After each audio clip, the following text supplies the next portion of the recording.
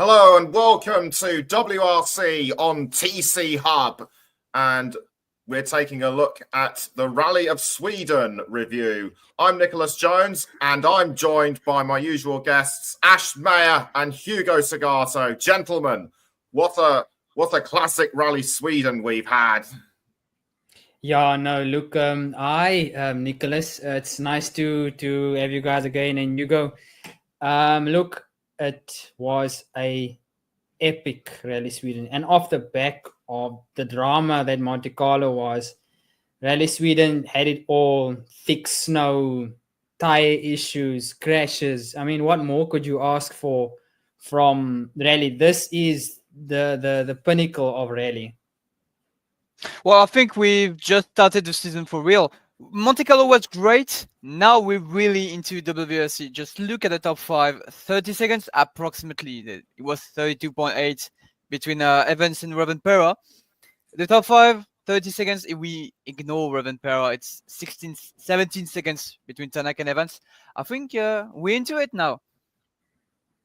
Yes, we certainly are. And Elvin Evans, he drove an absolutely phenomenal rally, dominating the entire event. And get this: not only did he win the rally, he won the power stage, and he also got the maximum points on Super Sunday, 35 points in total. The first clean sweep of the season. And I was just wondering, how did he do it? Look, if we look at the back of Monte Carlo and the package that Toyota have brought to this season, he's found it much more easy to find the balance of the car. Monte Carlo, he basically built himself a base. He had a pretty solid Monte Carlo right through, and then coming into to Sweden, he already had the confidence to push. And you could see right through Rally Sweden from stage 1, he was on the button, he was pushing. And then we go back to the tire issues where he was asked why was he only running one extra spare. I mean, that could already show you, look at that, he knows where to push the car, and he knows where the limits are with the car. I think more than Evans, it was really a Toyota display this weekend. Sure, Evans, great rally. He was very close on I think the first stage of Sunday was SS16, I guess, where Katsuda went into the lead for just a stage. And just look at the finish. 3.8 seconds between the two Toyotas. And when you look at the results with the stage times, I think Hyundai got like 4, 3 maybe stage wins. They've nailed it. And as of last season, where Hyundai was not right there, but Toyota once again. What else can you expect from them apart from the best? Yes, absolutely. And Evans challenged hard by Takamoto Katsuta. The times between them throughout the rally was so close. I mean, as Hugo mentioned, leading at one point, and you've actually got to give credit to Katsuta, because we practically wrote him off at the start of the season. Now he's proving us wrong, so he could well be a surprise winner of a rally at some point this season. Look, no, I wrote off Katsuta. I did not expect the result. I mean, even in Monte Carlo, I was like sitting on the fence, like, yeah, what is he gonna do with the package that Toyota brought? Like last year, he wasn't there, but I mean, he came out this year, that Rally Sweden, and just threw it at the wall, and he was up there with Elvin Evans. I mean, look, credit to Elvin Evans. He pushed from the get-go, and he was on the money. But I have to give it for Katsuta to do a complete turnaround. Look at his early days. But if this is what we're going to see going into Rally Safari, oh my word, it's going to be one up and down season. I can't say who's going to be a outright winner for Rally Safari also. Yeah, I'm not so sure about Katsuta. Yeah, honestly, great rally from his part in Sweden, but I'm still disappointed about his performance in Monte Carlo. Like, no points there. Sure, he got 25, 6 in the championship, great, but I still need some more confirmation. As Ash said, let's wait for Rally Safari, and maybe I can give him credit for the whole season. Right now, I'm not so sure about Katsuda. I think Evans got the upper in the duel. Okay, so he apparently needs a bit more consistency. As you said, Evans took one spare tire, but other drivers took two, and the Hankook tires very much an unknown in Sweden. They had to find ways to adapt the other tires with the studs, and Kalle Rovanperä still struggling to come to terms with the Hankook tire, even on the snow, and his finish up he finished fifth overall. That's still not what we expect from the 2 times world champion. Do you think he'll improve his relationships with the new tires as the season goes on? Look, I can't write off Kalle Rovanperä. I do think we will see an improvement once he finds the balance of the car. Look, we obviously now into 2 rounds, so I do think we will see an improvement from Kalle Rovanperä, but we'll see an improvement from Rovanperä, and we'll also see improvements from all the other drivers around him. So it's where will Kalle Rovanperä come out on top, and it's where will he push himself to or where will he find that edge to outperform those other drivers? Because if we look at Rally Sweden, specifically on the point of the tires, you had loose snow that you had to deal with. You had start retention, which the drivers were unfamiliar with, being now this new tire.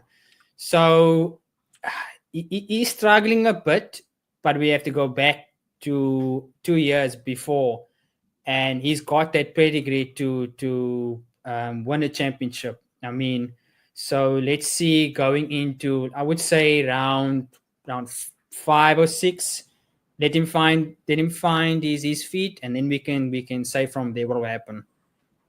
I think he needs to step up. As he said, let's wait for the 5th rally, 6th of the season. When you look at the other Toyotas, he's still doing fine. He's behind Evans. Well, Evans is way up at the top. Behind Ogier with 1 less rally, and Katsuda behind, but he had the retirement in Monte Carlo. Rovanperä is still in the fight, technically, for the championship as of right now, because the season is still very early, but he needs to step up. Again, the tires, Sweden is kind of a one-off in the season. You won't see another rally this season with so much snow. You had Monte Carlo with a bit of ice, but it was still pretty warm, so not that much snow. But now it will be a different story in Kenya. No snow, to be fair. I don't think there will be snow this season for some reason, and he needs to step up. But I think he can do it. But we'll see when the conditions will change in Kenya, in Spain. Maybe something. Maybe the hierarchy will change, especially with Hyundai. Didn't mention them. I'm still pretty disappointed about the start of the season. So far an up and down season at the start for Hyundai, and also an up and down rally in Sweden. Thierry Neuville was the highest place of the Hyundai finishers, but he just could not get close to the. But he just could not get close to those Toyotas. I think Tanak was in the top 3 at one point, but he just sort of fell away a little bit. I mean Hyundai, they did reasonably well, but the final performance just was not there. Look, we expected more from Hyundai. Obviously, they went into Sweden bringing, like they said, some top secret upgrades. So that could have also thrown them off. I would say, okay, look, yeah, it's again, it's early days, so they're testing things, they're trying to find the balance.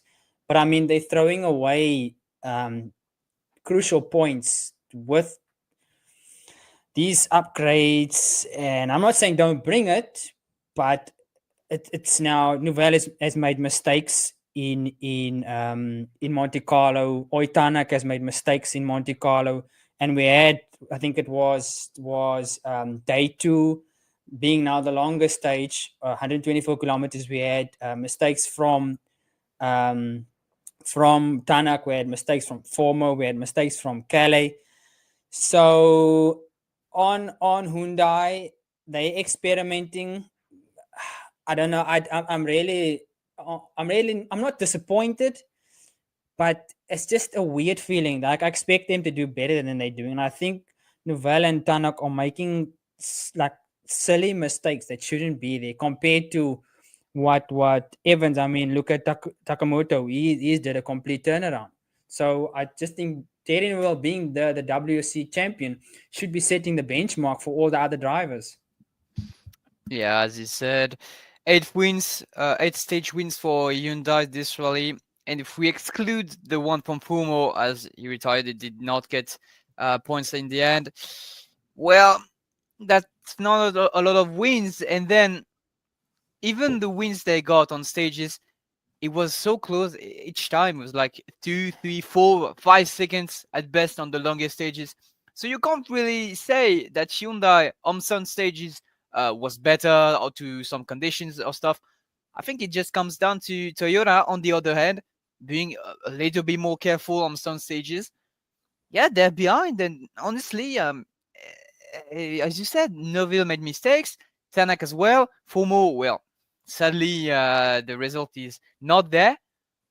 I think it's, I don't know if I can say it's a rally to forget for them, but they need to move on and they need to fix the issues they have. And yeah, bring the upgrades. Try. They've got to try. They're in position where they are behind. They need speed. Well, just try something. Yes, they really should try something. I mean, Adrian Formau, he just could not build on the success of his podium in Monte Carlo, and he had an awful, and his rally was a lot worse than Neuville and Tanak actually going off on the second day just made things a lot worse for him. And at the end of the final stage, when he did his post-race interview, he was just so incensed that he actually swore, only to be fined for it. So now that is completely ridiculous. And I personally feel that rallying is actually trying to copy Formula One in some aspects. Yeah, no, look, at one point when WRC tried to interview for Mo's face was like ice cold. He did not say a word. And then for him to lose the rear and still bank it into the snow just added to his woes. And then you still come with a fine on top of it, which I find ridiculous because he didn't outright call the FIA. He didn't swear at specific people. He was just swearing at the actual situation that was going on around him. And you cannot, for the life of me, I don't understand what is going on, that you can fine drivers and reprimand drivers for showing emotion. I mean, it's I don't know. Like someone must explain to me what direction are the FIA going into. Welcome to the FIA of Ben Sulayem. I don't know what's going on as well in Formula One. Yesterday there was the F175 show for the reveal, and the FIA was booed by the crowd. That was insane. And the more decisions they take, whether it be Formula One or WRC, that's not what we want. Like, I think it was a 10K fine for just swearing when you're such in a dangerous sport with so many emotions. Getting fined for swearing, it's ridiculous. I mean, and there have been so many changes recently in so many categories concerned by the FIA, and no changes really going in the right direction. Sure, the regulations for this season in WRC, okay, why not? They try with the hybrid system, they reverted. Okay, why not? But it's all that's around the sports that's dying, and I'm really uncertain about how it's going to go from now. If is it going to get worse? I'm not so sure. Yes, certainly. Yes, certainly. I mean, nobody nobody is too upset if you have, and nobody is too upset if you're having a bad day at work, and nobody's too upset if you're having a bad day at work, and you're upset and you're upset and you curse the whole situation. It's not because you're upset at anyone. It's because you're frustrated with how your day is going. Now, all that aside, there were a few. There was another driver that stood out for me, and he was head and shoulders above his M Sport 4 teammates. I'm of course talking about Latvian Martins Šesks, who is only doing 6 rounds this season, and he just does so well in Sweden and finishes ahead of the regular factory drivers. Yeah, no, look, I'm loving what Martin Šesku is doing. I mean, there's a major improvement in that Puma rally. Ford, I mean, to be above the likes of Munster and Solberg. Look, it only be obviously not only doing now 6 for the season. It'll be a major boost for him, and then we'll hopefully see him with a full season next year. But I mean, I'm looking forward to seeing what he can deliver going into the next few rounds. But he's one to look out for. I mean, he's finding his feet. He's finding the balance in the car. He's come to grips with the tires, and he's up there with the best of them. And to finish 6th is nothing to shy away from. So look, let's have a look at him, and I'm thoroughly enjoying his sessions. Yeah, most of the time I don't put too much interest in drivers that don't complete the full season, or just some few races here and there. But I must say, yeah, I'm quite impressed by the performance on this rally, finishing ahead of Bayeri, of McLaren, and Munster, his 2 teammates. Yeah, that was a good performance. As Ash said, let's wait for the next rallies. What can he show? Talking about Ford in general, a bit disappointed about the result. McLaren not scoring any points where he scored in Monte Carlo. Sure, as I said in last podcast, I think we'll have to see next rallies where there will be fewer mistakes and more people finishing the rally. Yeah, McLaren with so many competition up there, didn't score any points. Not a bad rally whatsoever, considering he's in the Ford and it's new. But yeah, and Munster disappointed as well. Expecting a bit more after his retirement in Monte Carlo. I was expecting him to bounce back, but he finished behind his teammates. That's not quite a bounce, if I may say so. So definite room for improvements for M Sport Ford. And the first points on the board for Sami Payari,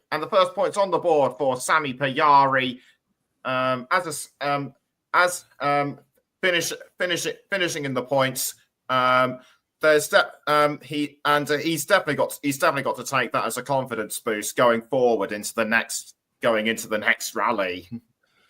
Yeah, no, look, most definitely. If we look at the results, I mean, look, he's in the top 10. Obviously, we will see do they bring upgrades, and will they be? I don't think there'll be dramatic issues with the tires in terms of the conditions in the Safari Rally. But I know, look, I'm looking forward to seeing him up there with the best of them. Yeah, okay. Great. No, sorry, Hugo. My bad. Yeah, great rally for Bayeri. I think he said everything. 6 points. He's still very young. He's the WRC 2 championship of 2024. So still room for improvement. I think he will do fine for the rest of the season. I'm not worried about him. Okay, so now that we've gone through all the major drivers, Oliver Solberg won WRC 2, by the way.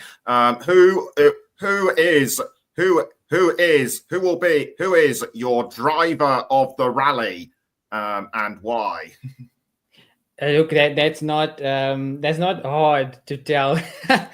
Look, I have to give it to Evans. I mean, who else? There's no one that apart from Takamoto, but I have to give it Evans. He's equaled Richard Burns, his fellow compatriot, for his 10th win. So good point. That is a major result for Evans, and I think it will make him proud to stand up there with the likes of Richard Bound, a legend in rally. And throughout Rally Sweden, he's just found the balance of the car far quicker compared to the other drivers, and he just set the pace, stage after stage after stage after stage. Maybe didn't win every single stage, but he just kept it there, and going into the final stage, he just showed everyone, look here, I'm here, I'm going for a title, and it's either you join me or I'm gonna outrace you. Well, there's nothing much to say from what he said. Either Evans or Katsuda, I would say at first. But when you look just at the pure performance, Evans was on top. Clean sweep, 35 points. That's 28 points ahead in the championship. If you exclude Ogier, that's not going to be participating in all rallies. That's 30 points ahead of Rovanperä. Not quite a full WRC ahead, but still it's pretty impressive at only the second rally to have so many points ahead. And just the pure. Yes, indeed. So now we turn our attention to the standings in the Drivers' Championship. Elfyn Evans, a clear lead over Sebastian Ogier. Kalle Rovanperä, one more rally than Ogier, just 2 points behind, and the top 5 completed by the Hyundais of Neuville and Tanak. So with a massive lead for Elfyn Evans, I'd have to say he is by far. I have to say now he is a major title contender. I wasn't too sure about him at the beginning, but after the performances he's done in Monte Carlo and Sweden, I think he could well win this championship. Most definitely. Look, remember on the group, I had my money on Evans, just purely based on him finding his feet in Monte Carlo and not making silly errors and just being up there, and coming into Rally Sweden, he's really set the marker for all the drivers around him, and it's going to be now for them to step up. And it's early days. It's really early days. And if I was sitting in a casino, I don't know, would I lose my money or would I win my money? I mean, look, betting on Evans now, I think I'd win $1 million. Yeah, that's a bit too early. If the season was 5 rallies long, why not? Okay, 30 points ahead of Rovanperä with 3 rallies to spare. Okay, there's so much more in the season. We're only at the second rally, and 30 points is quite a lot. It's nearly a full clean sweep, but it's not that much. Let's say we arrive in Kenya, second, third stage, he crashes and he's out. I could completely change everything. That's very early, but if he keeps the speed, the efficiency he has, the performance, the management of the tires he has shown, yeah, sure, it can be. But then again, Monte Carlo, Sweden, icy stages, a lot of snow. Now we're going into Kenya, we're going to Spain, to Portugal, to Italy, to Greece. It's going to be so much different, so many more different conditions to deal with. Then again, I stand my position. I'll wait until Italy to really say who can win or who cannot. still a long way from that. And in the Manufacturers' Championship, Toyota are well ahead of Hyundai.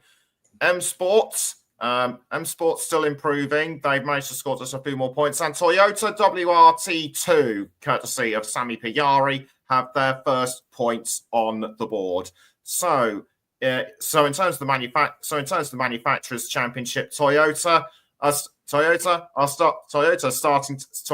are taking this away at a canter, but there is still a long way to go, and Hyundai could well claw back.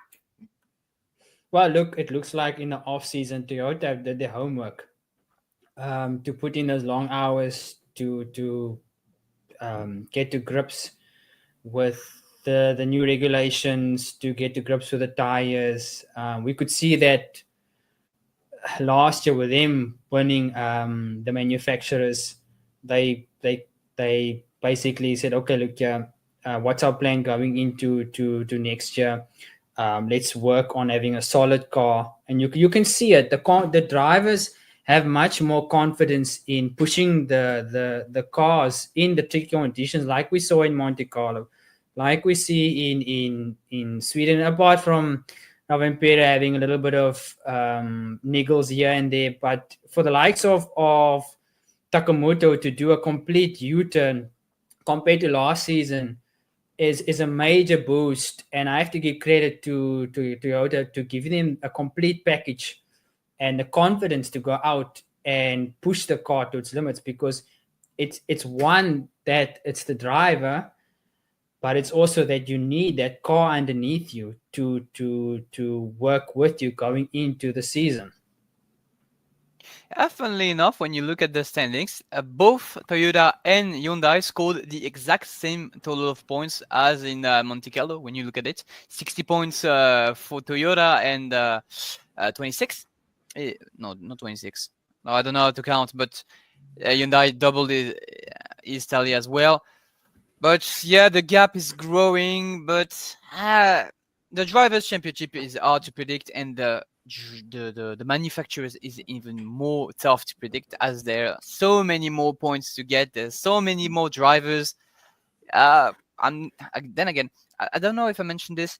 WRT2 for Toyota. I'm not a big fan of the concept. Sure, you can race more drivers, but I mean, for having a fourth manufacturer in the standings just to get like 11 points, not a big fan of the idea. But as of right now, I'm more confident in saying that Toyota is going to win as of right now than with the drivers. I mean, look at the past seasons, look at the performance right now. I mean, Toyota is well ahead, and I think it's going to stick that way. So from one extreme to another, we swap the snow of Sweden for the heat and intense dust of the Safari Rally in Kenya, and that will be between the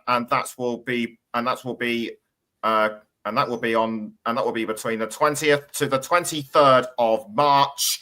So another brand new test for the Hankook tyres that work well. They performed on the mixed surfaces in Monte Carlo, the snow in Sweden. Now it's the tyres' first proper gravel rally. But other than that, since the rally was reintroduced back in 2021, Toyota have dominated this event, much like Lancia in the late 80s and early 90s, and also even Toyota throughout the 90s, particularly between 1992 and 1995, when it wasn't part of the World Championship. Kalle Rovanperä, he won this event last year. Do you think he could well get over? Do you think he could well get over his difficulties and do well at an event he's won twice? Look, this is now a completely with the systems, with the tires. So I don't have much confidence in Rovanpera. Look, he's got the pedigree to go and win the rally, but I don't know, man. Off the back of his results in Monte Carlo and then Sweden, improvement in Sweden nonetheless, but he's still struggling to find the balance. And with the likes of Evans that's come out the gates charging, and then you still have Takamoto, which is also pushing. I don't see him. I maybe see him grabbing podium at best, but I don't see him beating the likes of, or maybe grabbing a stage win, but I don't see him grabbing the win in Rally Safari, with the mere fact that he hasn't found his feet with his car yet. But like I said before, it's early days. So yeah, we'll see. Yeah, more and speaking of experience, and also speaking of experience, Toyota will have a new team principal in Kenya as Yarimasi Latvala steps aside to focus on the European Historic Rally Championship. So taking his place will be 4 times world champion and 3 times Safari Rally winner Juha Kankkunen, as mentioned in the preview show. Toyo, he knows the brand really well. He won one of his 4 world titles. Now that he's entered team management, how well do you think Toyota will benefit from his experience? You can take the lead. Well, no, you can go for it. You go. yeah. I was thinking about it. The Rally of Kenya has changed a lot from what it used to be in the past. Now it's a bit shorter. It's not as extreme as it used to be. It's going to be quite a challenge, and of course, the experience of a 3-time winner and a 4-time world champion is going to be great for Toyota. I'm a bit disappointed about Yarimati Latvala like leaving. I mean, he's got other stuff to do. Great for him. I'm sure he will do perfect in this in his new role. I'll have to see. I don't think it's going to change that much for Toyota. The whole team in general is very strong, and having a new team principal will be a challenge. And maybe Kenya wasn't the best place to sweep things around. We'll have to see.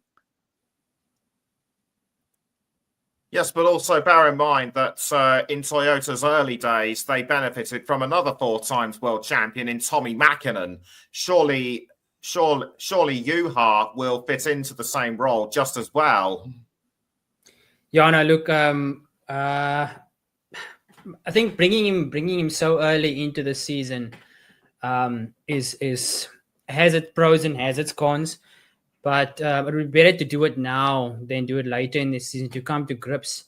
Look, Toyota have obviously have a solid package and they have a solid team, but rather bringing him early, I mean, sort out whatever issues they might have, and then you can obviously look at round 5 or 6. You can find your feet. It would be a big problem if he had to come later in the season and it would just dump him into a situation where, okay, where does he fit? Obviously, he's got the experience, but it will be, I think, a hit and a miss for him. Well, it just might be, but that's all we got time for. That's all we got time for our review of the Rally Sweden, and we will see you in a few weeks' time for our review of the Safari Rally in Kenya. So from Hugo, Ash, and myself, Nicholas Jones. Goodbye.